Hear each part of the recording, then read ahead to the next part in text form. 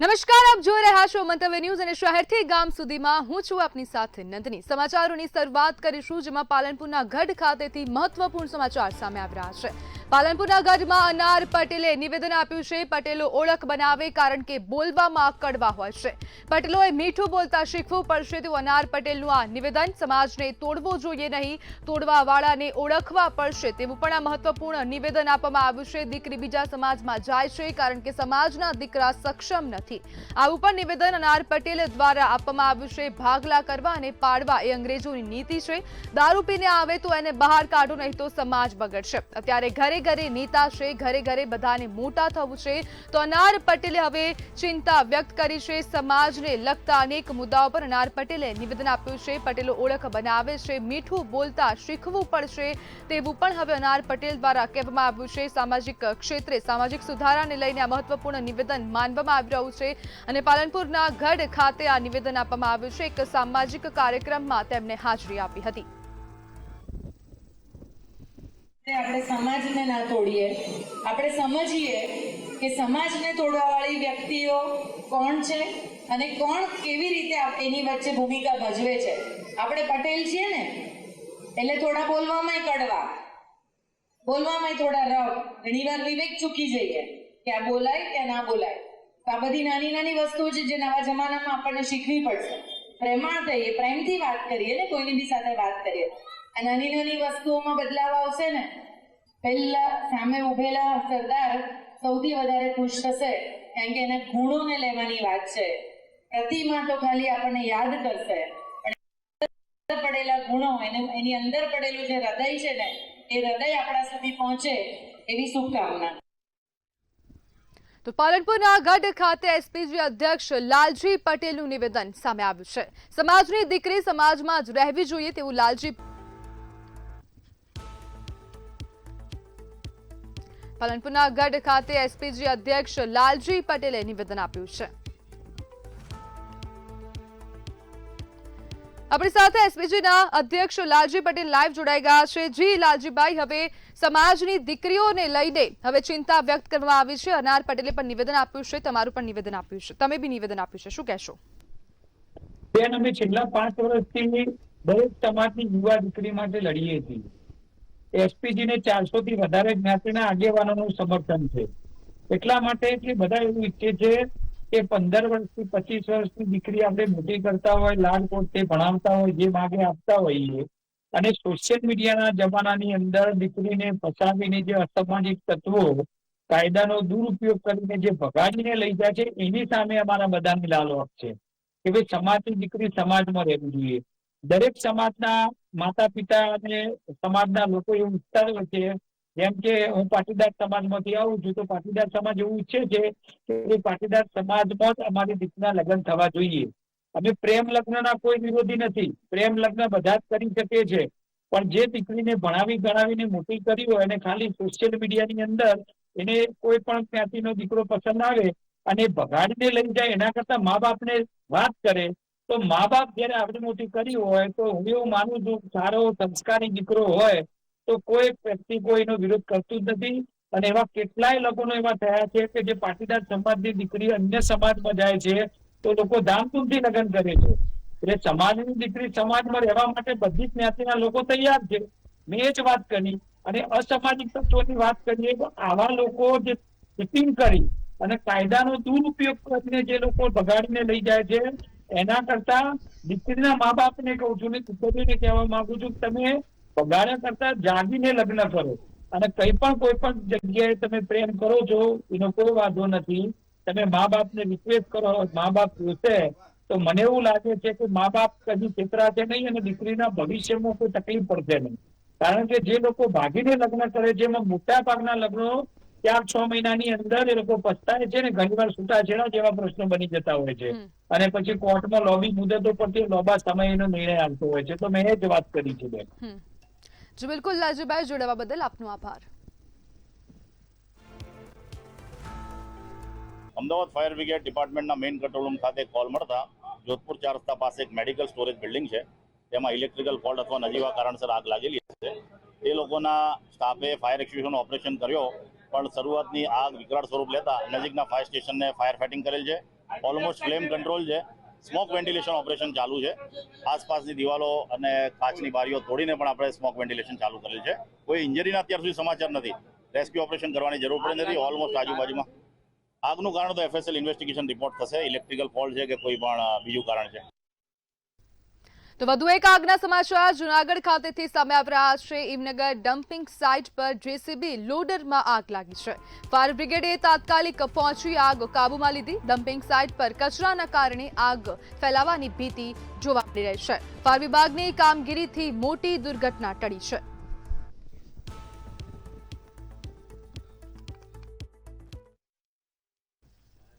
તો સુરત ખાતેથી સમાચાર સામે આવી રહ્યા છે. સુરત શહેરમાં ડોલર ડબલ કૌભાંડ સામે આવી રહ્યું છે. સોશિયો સર્કલ પાસે ઓફિસ ખોલી હતી. છેતરપિંડી ચાલતી હતી. નિરંજ સિંઘ અને અજય સિંઘ ઝડપાયા છે.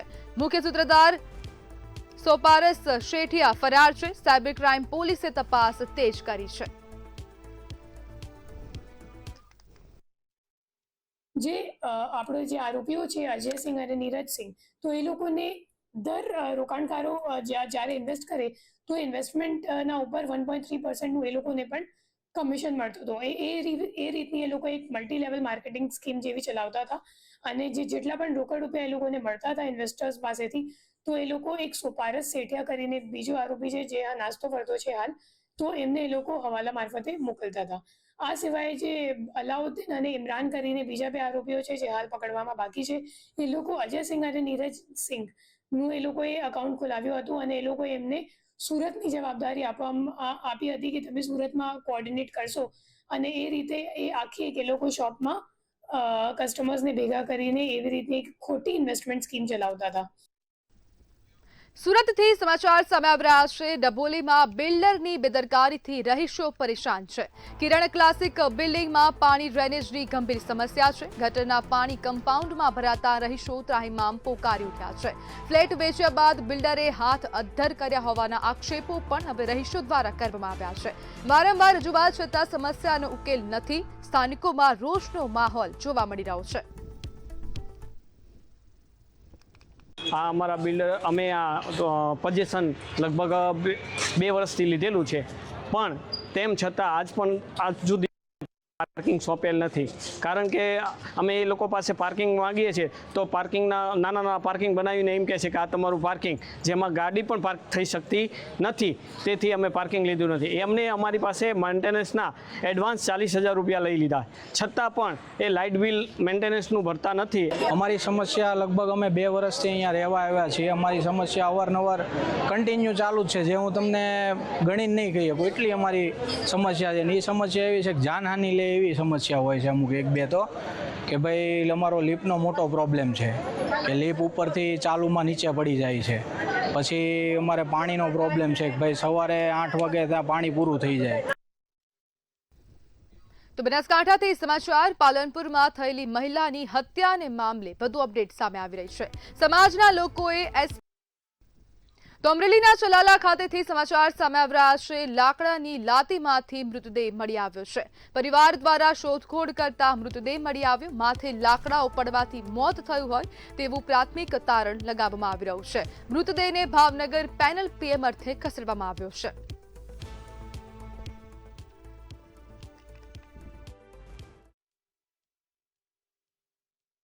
નાનો ભાઈ જીતેશ સવારે વહેલો 6:30 વાગે અમારે એક લાકડાનો ઢેલો છે, એને એમ લાતી કહે છે, જૂના લાકડાનો ધંધો છે. ત્યાં એ શંકાસ્પદ હાલતમાં મોઢેથી નાકેથી ને આંખી તૂટી ગયેલી હતી અને બ્લડ જાતું હતું. પછી અમે 2 જણા ત્યાં ગયા અને 108ને રિંગ કરી અને ચલાવા સિવિલ લાવ્યા. ત્યાં ડૉક્ટરે કીધું કે આ ભાઈની ડેથ થઈ ગયેલી છે. એટલે આખી રાત ને હતા કે સવારે એ કાંઈ ખ્યાલ નથી, કેમ કે એ આ કાંઠે રહે, અમે ઓલી બાજુ રહી છે. જુદા ભાઈ હોય, જુદા રહેતા હોય. અમને તો સવારે 6:30 વાગે ખ્યાલ આવ્યો. તો વડોદરાથી અકસ્માતના સમાચાર સામે આવી રહ્યા છે. મકરપુરા એરફોર્સ રોડ પર ગમખ્વાર અકસ્માત સર્જાયો છે.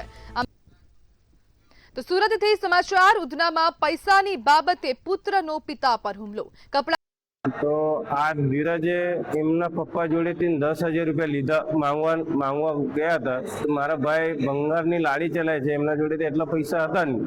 તો એ ના પાડી કે ભાઈ મારા જોડે પૈસા નથી છે, તું તારી રીતે એ કરી લે.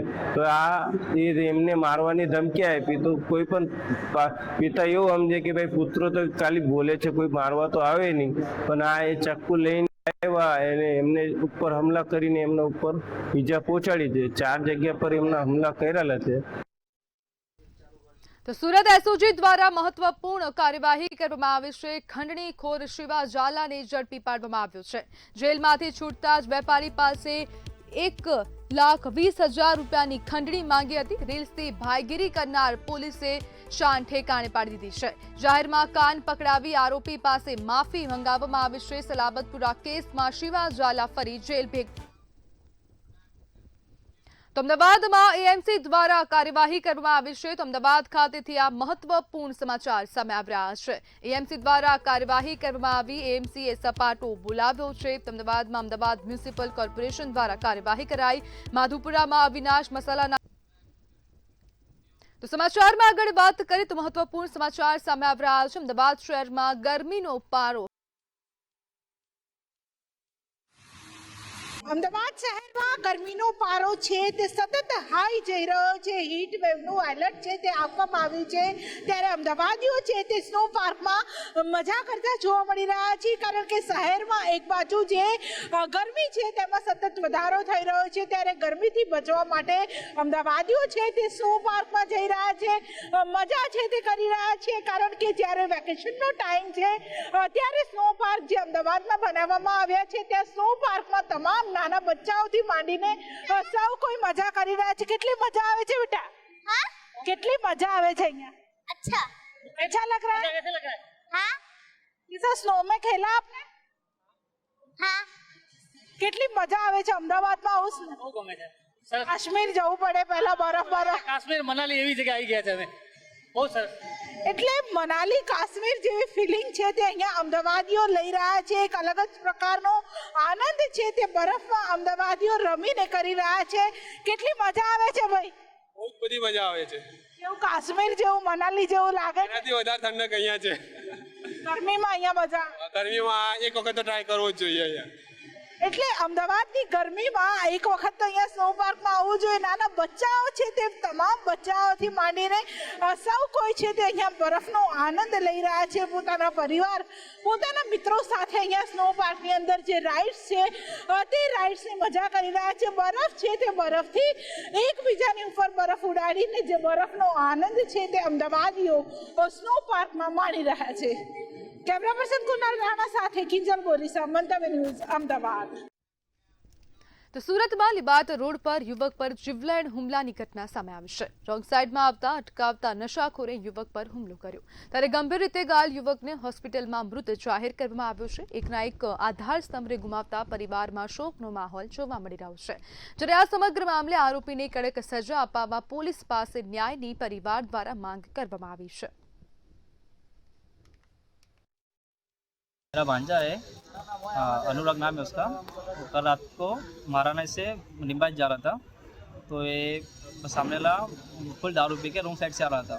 उसने गाड़ी में गाड़ी ठोक दी, तो उसने गाली दी मेरे भांजे को. मेरे भांजे ने भी उसको गाली दी. तो फिर उसने गाड़ी से चाकू उतर के रुक गया. वो जो चाकू निकाला तो पहले डर रहा था, फिर उसने सीधा मार दिया. उस साथ में और एक लड़का था छोटा, वो भाग गया. बाकी घर सबको बुला के लेके आया. उतने मेरे लोही लोन हो गया था. फिर 108 बुलाई और यहाँ पे मेडिकल में लेके आए. यहाँ पे उसको बहुत घोषित कर दिया. વડોદરાના સાવલી તાલુકાના ઝવેરીપુરા તળાવ પાસે એક યુવકનું ડૂબી જવાથી મોત થયું છે. મળતી માહિતી અનુસાર યુવક તળાવમાં માછલી પકડવા માટે ગયો હતો, ત્યારે અચાનક પગ લપસતા તે પાણીમાં ગરકાવ થયો. ઘટનાની જાણ બાદ સ્થાનિક લોકો દ્વારા શોધખોળ હાથ ધરવામાં આવી હતી. વહેલી સવારે તળાવમાંથી યુવકનો મૃતદેહ મળી આવ્યો હતો. મૃતકની ઓળખ ગોપાલ રાઠોડ તરીકે થઈ છે. બનાવની જાણ થતાં પોલીસ ઘટના સ્થળે પહોંચી વધુ તપાસ હાથ ધરી છે.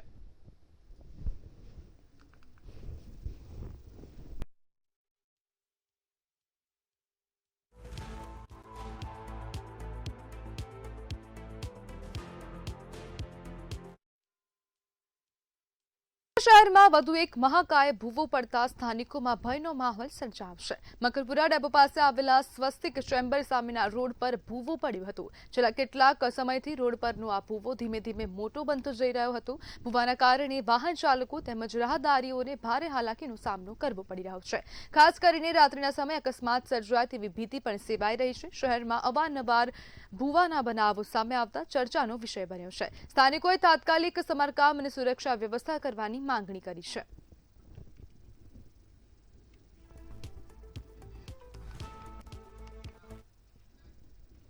અમદાવાદ મહાનગરપાલિકાના સોલિડ વેસ્ટ અને ઇજનેર વિભાગ દ્વારા શહેરમાં કેશપીટ સાફ કરવાની સંયુક્ત કામગીરી હાથ ધરવામાં આવી છે. વરસાદી પાણીની યોગ્ય નિકાસ સુનિશ્ચિત કરવા માટે વિવિધ વિસ્તારોમાં તપાસ અને સફાઈ કરવામાં આવી રહી છે. તપાસ દરમિયાન શાહીબાગ વિસ્તારમાં એક દુકાનદારે કેશપીટ બંધ કરી દીધી હતી. માધવ રાજસ્થાનની ધાબા દ્વારા કેશપીટ ઢાંકી દેવામાં આવી હતી. કોર્પોરેશનની તપાસમાં મામલો સામે આવતા દુકાન માલિક સામે દંડનીય કાર્યવાહી કરવામાં આવી હતી. ઉપરાંત દુકાનને સીલ પણ કરવામાં આવી હતી.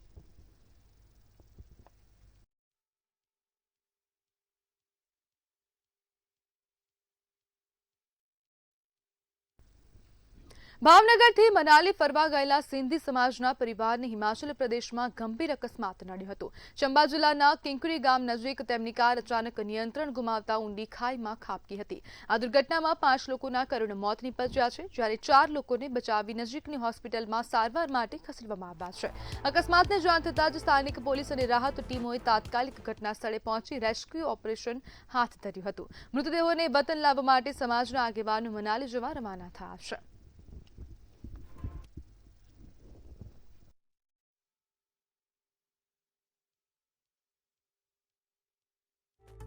રાત્રે 3:30 વાગ્યાની આજુબાજુ મને કોલ આવેલું કે અમે હિમાચલ પ્રદેશમાં પ્રવાસ માટે ગયેલા હતા અને અમને અકસ્માત નડ્યું છે એવું મયંકભાઈનો કોલ હતો. તો તાત્કાલિક મેં હિમાચલ પ્રદેશ તંત્ર સાથે ડિઝાસ્ટર સાથે વાત કરીને તે લોકોને સ્થળે સુવિધાઓ મળી લે અને સારવાર મળી લે તેના માટે વાત કરી. ટોટલ 9 જણા ફતનાની ફેમિલી અને ભોપાણી ફેમિલીના આ પ્રવાસમાં ગયા હતા, જેમાંથી 4 જણા અત્યારે સારવાર હેઠળ છે અને 5 જણાનું દુઃખદ અવસાન થયું છે. સમાજમાં ખૂબ દુઃખ છે, પણ હિમાચલ પ્રદેશના તમામ તંત્રે અને અત્યારે ગુજરાત પ્રદેશમાં પણ જ્યારે અમે અમારા સ્થાનિક ધારાસભ્યશ્રી, શહેર અધ્યક્ષશ્રી અને મંત્રીશ્રીઓને વાત કરી, એટલે મંત્રીશ્રી અને શહેર અધ્યક્ષશ્રી તમામ પ્રદેશના આગેવાનોએ ખૂબ સારી રીતે અહીંયા મદદ કરવાનું આશ્વાસન આપેલું છે. રાજ્યમાં શિક્ષણનું સ્તર જાળવતી ગ્રાન્ટેડ સ્કૂલોનું અસ્તિત્વ હાલ જોખમમાં છે. છેલ્લા 10 વર્ષમાં રાજ્યની 700થી વધુ ગ્રાન્ટેડ શાળાઓ બંધ થઈ ચૂકી છે. તાજેતરમાં અમદાવાદની જ્ઞાનજ્યોત શાળા બંધ થવી તે આ ગંભીર સ્થિતિનું તાજું ઉદાહરણ છે. પતનના મુખ્ય કારણોમાં અંગ્રેજી માધ્યમ પ્રત્યેનો વધતો ક્રેઝ, ખાનગી શાળાઓ સાથેની સ્પર્ધા અને કાયમી શિક્ષકોની અછત જવાબદાર છે. સરકાર દ્વારા ગ્રાન્ટના કડક નિયમોને કારણે સંચાલકો પણ મુશ્કેલી અનુભવી રહ્યા છે. પરિણામે જ્યાં ક્યારેક વિદ્યાર્થીઓના ગુંજતા હતા, ત્યાં હવે કોમર્શિયલ બિલ્ડિંગો ઊભી થશે.